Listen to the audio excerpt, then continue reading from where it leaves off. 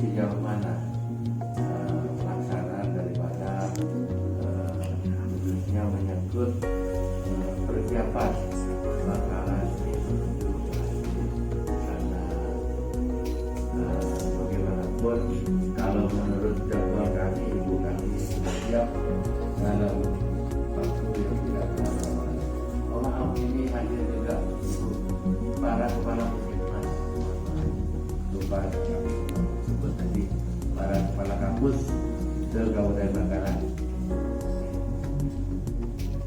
Bapak Ibu yang kami hormati, itu kira-kira sambutan kami. Mudah-mudahan kunjungan dari Bapak Ibu anggota DPRD Provinsi Jawa Timur, Provinsi Kabupaten Bangkalan ini dapat bisa kita berikan apa yang dimaksud, apa yang diminta, ada apapun dari Kabupaten Bangkalan itu sambutan sementara dari kami. Nanti kita sambung lagi karena kami juga tentunya ingin tahu nanti Ibu akan memberikan sambutan juga kepada kami dan tentunya perkenalkan Bapak Ibu yang menjadi rombongan. Sementara begitu Ibu, terima kasih. Assalamualaikum warahmatullahi wabarakatuh. Hendak kami mintakan sharing dari pemerintah Kabupaten Malang itu, pemerintah Kabupaten Bangkalan maksud saya, itu sejumlah 38.119 jiwa ya. Ini sudah beberapa hal dijawab oleh Dinas Sosial Kabupaten Bangkalan terkait ini, karena kita juga ingin tahu posisinya seperti apa di Bangkalan, memungkinkan tidak itu. Kita sih berharap semua kabupaten kota 38 itu pakai IHC gitu. Tapi kan tidak semua memiliki kapasitas fiskal yang cukup bagus. Kita tahu dari 2009 ya, kalau nggak salah 13, sudah kita kok 9 ya. Seingat saya 13 kan ya, yang UHC tadi data yang bahan dari masuk SMP masih 9. 13 kabupaten kota yang melaksanakan UHC ini, UHC-nya itu pun tidak harus 100%, 90%. Itu pun setelah ada banyak itu punnya ya, setelah dikurangi oleh BPIJK, kemudian juga oleh BPI yang dibayarkan oleh pemerintah provinsi. Artinya sebetulnya tersisanya tidak cukup banyak. Cuman dari seluruh warga, mau miskin mau tidak, ditanggung itu memang dan harus BPJS, karena satu-satunya insuran yang diamankan oleh negara ini hanya BPJS. Sekalipun akhirnya Bapak Ibu juga mungkin sudah kerso, terutama yang ada di OPD, bahwa setahun ini, mulai tahun kemarin, bea maskin kembali diperbolehkan. Dulunya nggak boleh. Bea maskin yang kita bayarkan kos sesuai dengan masyarakat miskin yang belum masuk DTKS, belum masuk BPJS varian apapun, karena banyak sekali variannya, dan mereka biasanya terkendala karena misalnya anjal, orang apa dengan catatan mental, orang yang benar-benar bermasalah gitu ya secara catatan kependudukan, itu memang susah untuk di BPJS kan gitu. Karenanya kemudian ada bea maskin. Alhamdulillah tahun kemarin Provinsi Jawa Timur sudah menganggarkan, tahun ini juga terus kita kawal terus, karena kita tidak cukup nyaman juga hanya bermitra dengan BPJS untuk merespon segala problem yang muncul di masyarakat. Hanya untuk yang dianggarkan oleh pemerintah provinsi, diklaimkannya hanya boleh di rumah sakit milik pemerintah provinsi. Kenapa ya? Karena jumlahnya tidak cukup besar.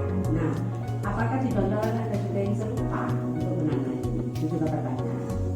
Pertanyaan tambahan di luar, apakah ada kesanggupan kira-kira untuk 38.119 jiwa yang hendak kami lepas gitu. Karena kalau tidak, sejumlah ini totalnya jumlahnya 600.000 sekian, untuk Bangkalan jumlahnya cukup banyak, 38.119 jiwa.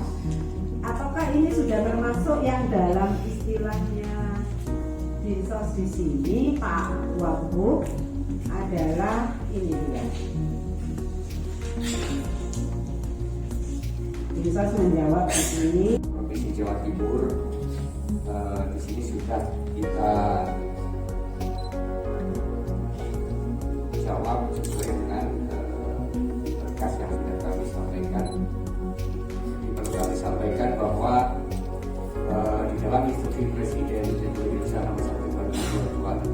mengoptimalisasi pelaksanaan program jaminan kesehatan nasional, di mana di Kabupaten Bangkalan sendiri Bu, ini juga sudah untuk meningkatkan hal tersebut, Dinas Kesehatan juga sudah mengeluarkan surat edaran ke semua lini sesuai dengan Impres 1 2022, yaitu surat edaran nomor 440 garing 4558 garing 433 garing 031 2022 tentang pelaksanaan percepatan program jaminan kesehatan nasional di wilayah Kabupaten Bangkalan. Jadi sudah ada tindak lanjut terkait dengan Impres 1 2022 di Kabupaten Bangkalan. Seperti itu. Kenapa seperti itu? Karena tidak akan pernah muncul pendataan yang valid dan solid kalau tidak didukung dinas-dinas terkait. Ada PUPR yang juga mendukung sampai detik ini. PUPR langsung memberikan bantuan rumah tidak layak huni. Kita boleh bangga dengan adanya tim SLT pada kesempatan kali ini. Tapi kalau tidak didukung semua dinas terkait seperti dinas di samping saya, BPKAD tidak menganggarkan kami. Dari 18 kecamatan ada dua fasilitator kita di setiap kecamatan, dan itu mengcover.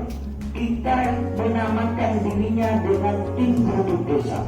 Kita datang ke sana dengan kondisi apapun, sama Pak Wabuk, sama Pak Sekda itu tidak diberikan anggaran makan dan minum. Gajinya cuma 750.000, kerjanya siang dan malam. Tapi itu adalah pengabdian yang dilakukan tim SLT ini adalah betul-betul mengabdikan diri. Ideal sebetulnya kalau laporan situ 88% saya nggak yakin, karena nggak sesuai dengan kenyataannya. Kemudian kesiapan dari puskesmas juga, nanti kalau nanti puskesmas ini kapasitasnya tinggi kan ya, fasilitasnya banyak. Beberapa puskesmas yang saya dampingi ini sudah nggak layak, yang butuh anggaran di situ. Bukan hanya soal WASI ini, jangan kami minta kalau memang dipaksakan cepat juga selaras dengan fasilitas kesehatannya. Jadi nggak selaras nanti. Ada yang tidak layak, yang memang harus usaha itu semua, tapi dipaksakan hasil. UHC-nya juga dipaksakan